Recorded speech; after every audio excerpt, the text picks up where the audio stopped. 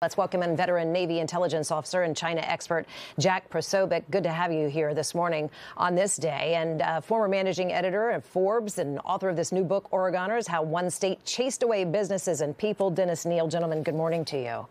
Good morning. So we all watched this magnificent red carpet welcome right off the plane, the kind words, the pageantry.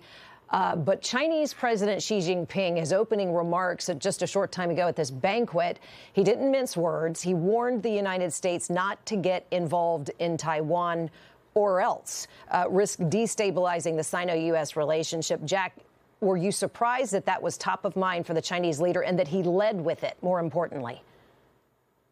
Look, I'm not going to mince words either. This was unprecedented to hear the Chinese leader bring up Taiwan as the number one issues. Usually when Chinese leaders speak and these bilateral meetings are held, Taiwan is certainly brought up, and there's usually a mention of maintaining the status quo, which of course has always been strategic ambiguity regarding the U.S.'s role with Taiwan. We do maintain dual track relations with both not formal diplomatic recognition of Taiwan, but certainly that military and economic relationship, which is underpinned on the extreme importance. 90% of the advanced semiconductors and the chips come out of Taiwan. But to hear Xi Jinping put that as the top of his agenda item, I don't think is anything that any of the China watchers were looking for. And it shows that Xi Jinping is drawing Taiwan directly into his crosshairs. Meanwhile, we're about to deliver this $14 billion deal, the weapons to Taiwan. Does delivery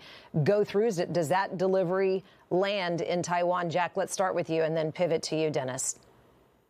At this point, I think it remains to be seen. We know that the Chinese side has been pressuring the Americans to potentially try to delay that deal and to put up different barriers to it. And I think at this point, we will see what kind of deal comes out. Jack, Dennis, your thoughts? Well, let's remember a couple of things, because I wrote about this a while ago. Taiwan never belonged to China. Taiwan actually was set free by Japan in 1849 or something like that. China became obsessed with Taiwan. It is its Moby Dick, its white whale, only when Chiang Kai-shek and his allies fled to the island of Formosa. Then suddenly China became fascinated, but it's never owned Taiwan. And if we go weak and we let China simply take over Taiwan, China will control the biggest chip maker in the world. It will control some of the greatest technology, and it will have done it by being a bully and overtaking it because no one would come to Taiwan's defense. I wish we would recognize Taiwan as a sovereign nation, give an official U.S. recognition. For 30 or 40 years, we have treated Taiwan like this illicit lover on the side. We'll help her, we'll support her, but we'll never publicly embrace her. And that's unfortunate. I think the bigger thing at stake, though, is economic.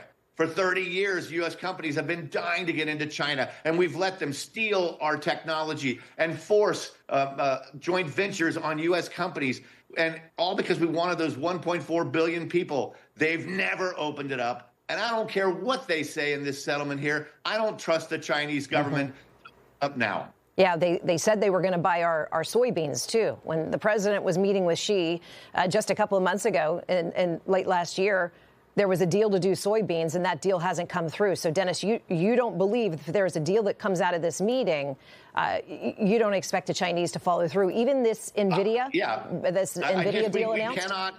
We cannot trust the Chinese Communist Party. They've stolen our technology for decades. They have restricted their markets. They have made it impossible for us to get a foothold there. And any little concession there, we're really happy with.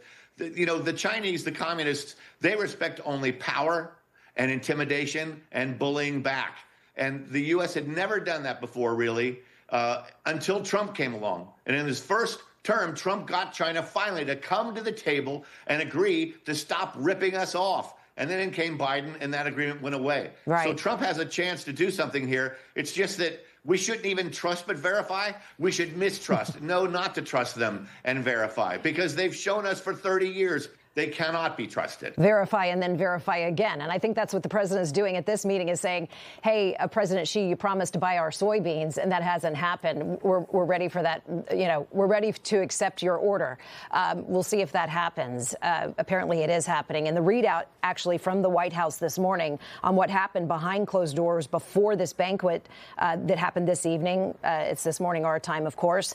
The two sides did talk about the economic cooperation, expanding market access for American businesses. And Dennis, we have these, 17 business leaders, 16 business leaders. Elon Musk is there. Tim Cook is there. Is it wishful thinking that they're going to be able to expand their market? It sounds like you don't trust it, but what trade deals would you like, or promises would you like to see? Dennis, start with you, and then let's come back to you, Jack.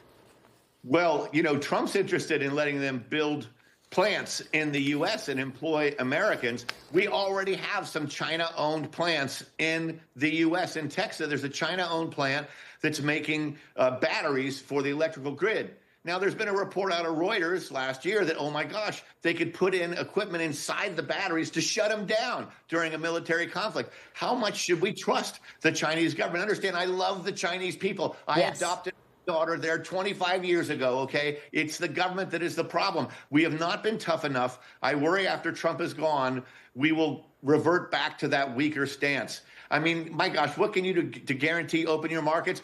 Open your markets. But China never does, and they won't this time. Now, Jack is a far more expert on that level. I'd love to hear his thoughts on that. I thought so too, Jack. Dennis makes a good point, and I'm so glad you brought it up. And nobody would know better than you. There is a real delineation between the heart of the Chinese people and those who are in power in that country.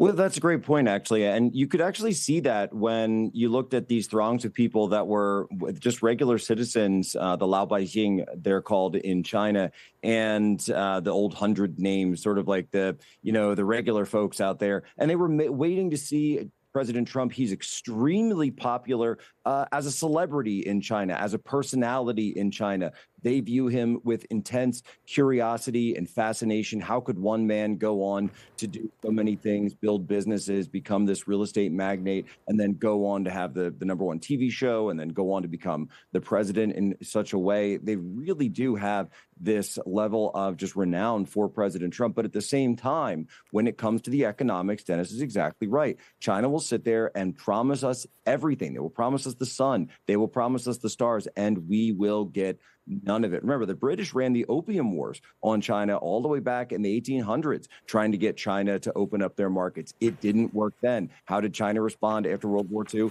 The Chinese Communist Revolution. They've shut it down again and again. And we constantly see Western businessmen over and over pushing political leaders to say, hey, let's just give them what they want. They'll open their markets. It never happens. Or if it does, it's only for those military properties, satellites like Clinton did, Jensen Huang with the technology from NVIDIA that they're talking about potentially selling over, which I don't think they should do, by the way. That's what they want. They want our military technology. That's so right.